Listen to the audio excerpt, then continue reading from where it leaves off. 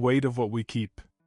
Can a woman whose entire life was built on a lie ever deserve the love of the man that lie was meant to destroy? She arrived at the embassy on a Tuesday in March, when Buenos Aires was just beginning to shake off the last of summer's heat. She carried a leather portfolio under one arm and a composed expression that gave nothing away. He noticed her the moment she stepped through the gate, not because she was beautiful, though she was, but because she walked through a room the way most people walk through an empty street, as if no one were watching and she had nowhere urgent to be. He was the cultural attaché. She was the new interpreter assigned to his office. And within 3 days, he was certain she was hiding something. He had trained himself to read silences. It was an occupational necessity, the kind of skill that accumulates slowly over years of sitting across tables from men who say one thing while their hands say another.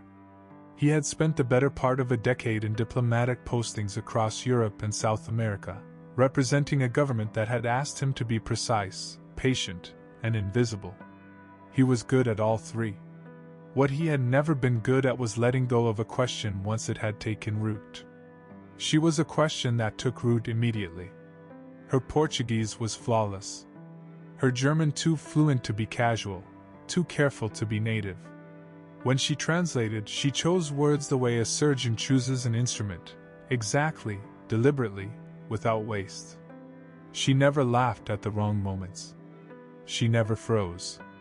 But sometimes, during long pauses in negotiations, he would catch her looking at nothing in particular with an expression so quietly devastated that it seemed to belong to a different woman entirely, one who had survived something she still had not named. She had come to Buenos Aires to disappear. That was the honest version, the one she told herself at night when the city was finally quiet. She had built her new life the way you build a wall, one stone at a time, starting with the language, then the name on the documents, then the job references, then the carefully curated past that explained her fluency without explaining Vienna. She had not planned on working at the embassy. She had not planned on him. The problem, she discovered quickly, was that he made her want to be honest. Not in a grand, confessional way, but in small increments, the way sunlight changes a room so gradually you do not notice until the shadows are gone. He asked questions no one else thought to ask. He remembered things she mentioned once and never repeated. He brought her coffee the way she liked it before she had told him how she liked it, because he had simply paid attention. And attention, she had learned a long time ago, was the most dangerous gift anyone could give her. She had been 19 in Vienna when the world cracked apart. Her father had been an archivist, a quiet man devoted to the preservation of documents he considered irreplaceable. In the autumn of 1938, he had made a decision that she spent the next 17 years trying to understand. He had cooperated. Not with enthusiasm, not out of ideology, but out of fear, and the distinction, she knew, was one history rarely bothered to make. He had provided names. Not many, and not willingly, but the names had mattered to the families who bore them. One of those families had been his. She did not know this in the beginning. She knew only that she was drawn to him in a way that alarmed her, that his patience reminded her of the world before the war, when slowness was still a virtue. She knew that when he spoke about his family, a sister in Córdoba, a mother who had died before he could bring her out of Europe, a father he described only as someone who had not made it, there was a grief in him so old it had settled into his posture, become structural, load-bearing. She recognized that kind of grief. She had built her whole architecture around her own. They fell into each other the way people do when they are both trying not to, incrementally, then all at once. A shared dinner after a late negotiation. A walk along the Costanera on a Sunday when the river was silver and the city felt suspended. Long conversations about books, about music, about what it meant to belong to a place that had changed beyond recognition. He told her he had left Graz at 16 and never gone back. She said she understood. She said it so quietly that he looked at her for a long moment and said, "I believe you." When he kissed her for the first time, It was outside a cinema showing a film neither of them could later remember. It was brief and deliberate, and followed by a silence so full of meaning that she had to look away. She was terrified. Not of him, but of what she was beginning to feel she owed him. The letter arrived on a Thursday in June. It came from a researcher at a memorial institute in Geneva who had been cataloging wartime documents recently released from Austrian municipal archives. The letter was addressed to him at the embassy, marked personal. She happened to be sorting that morning's correspondence. She did not read it. She recognized the institute's letterhead and understood, with a certainty that dropped through her like cold water, exactly what category of information it contained. She set it on his desk and went to stand at the window and looked at the street below and thought, "This is the moment I have been running towards since I left Vienna." He read the letter alone. She did not see his face until the afternoon, when he came to find her in the document room. He was very still in the way that people are still when they are working to contain something large. He said the institute had sent him his father's name. His father had not been arrested in 1938, as his mother had always told them. He had been denounced anonymously, but there were records, partial records, of a name associated with the archive that had provided the information. A name she had carried until she crossed the Atlantic and shed it like a coat in summer. He said the name aloud without knowing what it meant to her. She said, "I know that name." The hours that followed were the worst of her life, and her life had not been short on candidates. She told him everything. Not calmly, not cleanly, but in the fractured way that truth comes when it has been held too long, in pieces, with gaps, with the shame surfacing in places she had not expected it. She told him about her father, about what he had done, about why she had fled and what she had fled from, and why she had spent 17 years building a woman who bore no trace of the girl who had sat at her father's table while the world ended for other people. She told him she had not known, when she accepted the posting, who he was.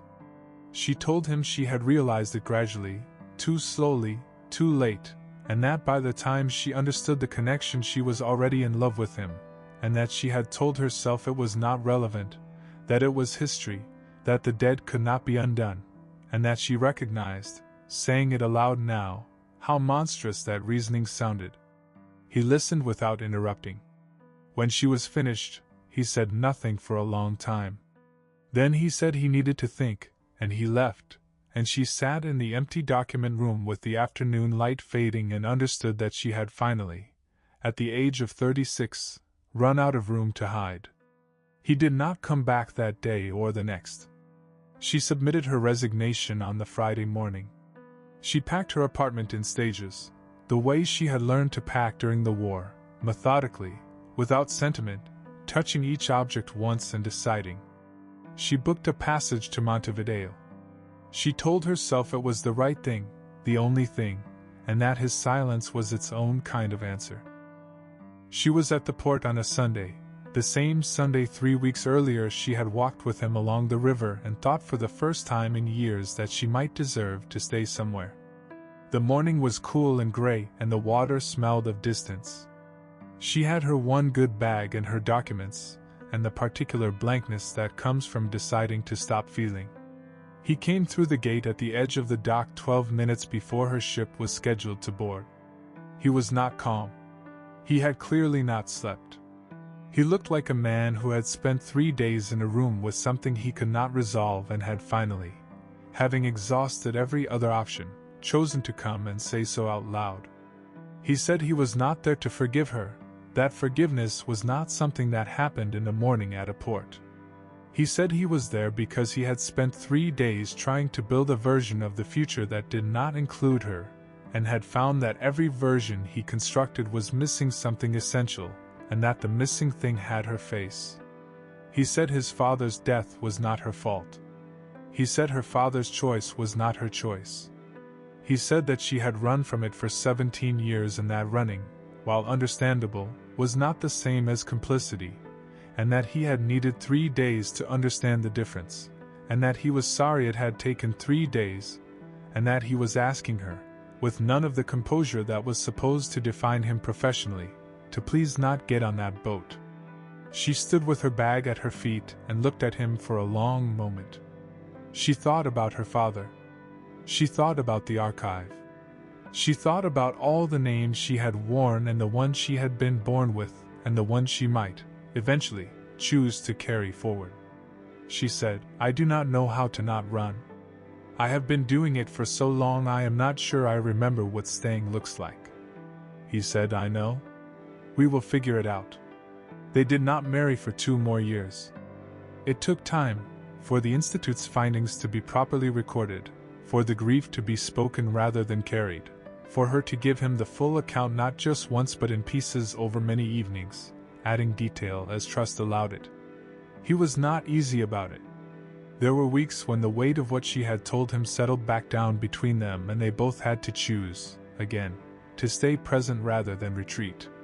She enrolled in a postgraduate program in archival studies. It was not penance, she was careful to name it as something else, a commitment. A way of working with records rather than hiding from them. He took a permanent posting in Buenos Aires, which surprised his colleagues, who had expected him to rotate back to Europe. He surprised himself too. But the city had become something different now. It had become where she was. On the morning they were married, in a civil ceremony attended by his sister from Córdoba and 2 colleagues who had become genuine friends, she gave him a small envelope. Inside was a document she had retrieved from the Geneva Institute, a transfer request her father had filed in October 1938, the week after the denunciations, requesting reassignment to a rural district far from the city. The request had been denied.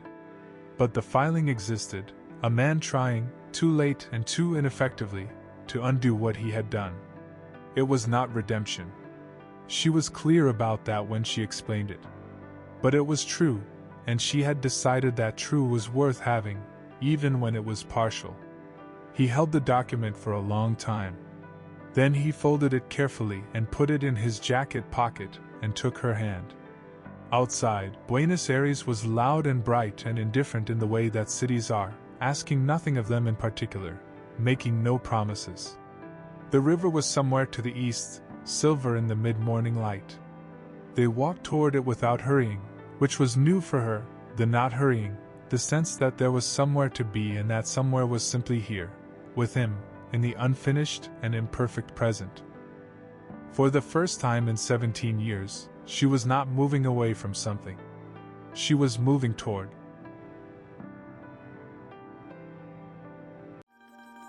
Did you enjoy today's story? Stay with me for just a moment. Let me know in the comments, which city are you watching from? Did this message touch you? And if you have ideas for future stories, feel free to share them. Your suggestion could become our next video. Leave a like if this message meant something to you.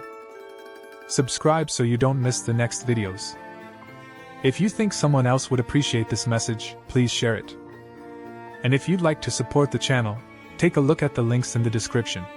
Some are affiliate links, which help us at no extra cost to you. Thank you for being here. See you in the next video.